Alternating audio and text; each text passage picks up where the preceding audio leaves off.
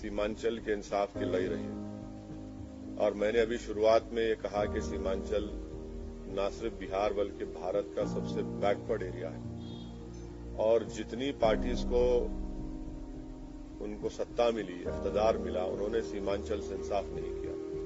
मिसाल के तौर पर जितने एजुकेशन इंस्टीट्यूट्स हैं वो या तो पटना, नालंदा या फिर दरभंगा के अतराफ में बनाए गए।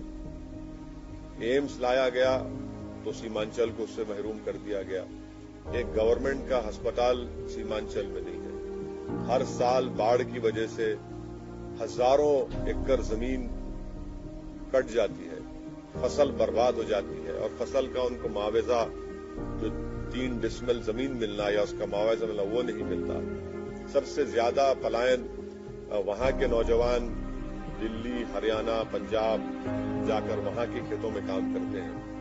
तो इसलिए हमारे लिए सीमांचल का डेवलपमेंट और मैंने आपको याद दिलाना चाहता हूं कि बहैसियत मेंबर ऑफ पार्लियामेंट मैंने एक प्राइवेट मेंबर्स बिल भी पार्लियामेंट में दिया था कि आर्टिकल 371 के तहत एक रीजनल डेवलपमेंट काउंसिल बनाया जाए, जिस तरह हैदराबाद कर्नाटक रीजन में बनाया गया था, क्योंकि जब तक वो बनता नहीं उस इलाके से इंसाफ नहीं होता।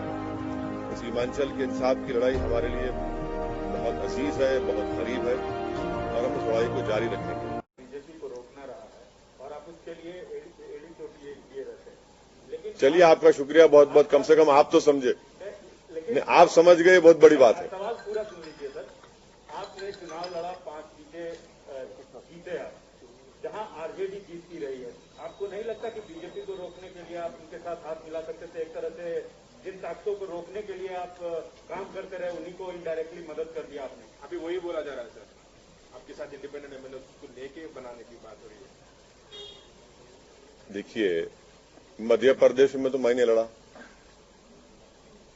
मैं क्या उड़ के गया था मध्य प्रदेश को? गुजरात में नहीं लड़ा।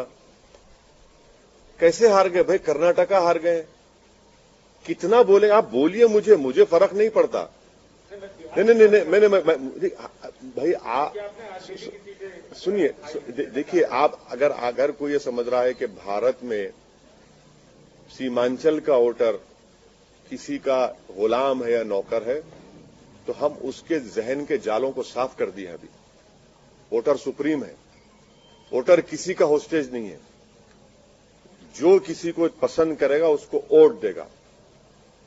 अगर कोई ये कहता है कि तुम क्यों लड़े, अरे मैं लड़ूंगा भाई, बंगाल लड़ूंगा, यूपी लड़ूंगा, भारत का हर इलेक्शन लड़ूंगा। मुझे क्या पूछना पड़ेगा किसी से मैं लड़ूं या ना लड़ूं? मैं इसलिए लड़ूंगा क्योंकि मुझे डेमोक्रेसी में भरोसा है।